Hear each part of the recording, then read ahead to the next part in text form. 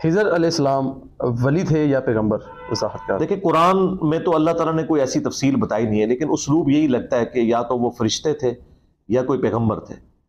یہاں بھی آج تک لوگ کہہ رہے ہیں جی وہ آب حیات ہوتا ہے کوئی، وہ حضرت خضر نے پی لیا ہوا ہے، اور تہاڈا خضر کدوں نہ مار دیتا ہے میں، وہ خضر ہے ہی کوئی نہیں سی، میرے ہاتھوں مریا تہاڈا خضر. ٹھیک ہے نا، میں نے تو کتنے دلائل رکھے ہیں یار خدا کے لیے.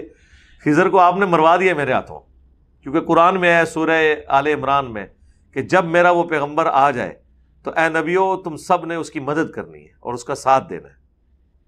ٹھیک ہے، اور اگر تم اس وعدے سے پھرے تو اللہ تعالیٰ نے کہا کہ تم بھی فاسقوں میں شمار ہو جاؤ گے، تم ایک دوسرے پہ گواہ ہو جاؤ، میں بھی تم پہ گواہ ہوتا ہوں.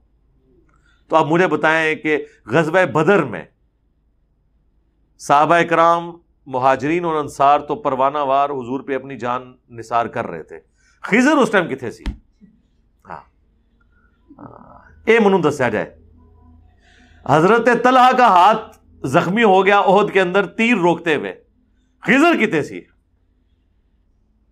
ٹھیک ہے، ایسے ہاتھ ٹوٹ نہ جان جو دعویٰ کرن اور اللہ کے نبی کے دفاع کے لیے نہ پہنچے، اگر ایگزسٹ کرتے ہوں. وہ ہے ہی نہیں تھے، یہ سب جعلی کہانیاں تھی. یہ خضر جو ان کو ملتا ہے وہ شیطان ہے، یہ خضر جو ان کو ملتا ہے وہ شیطان ہے، یہ خضر جو ان کو ملتا ہے وہ شیطان ہے.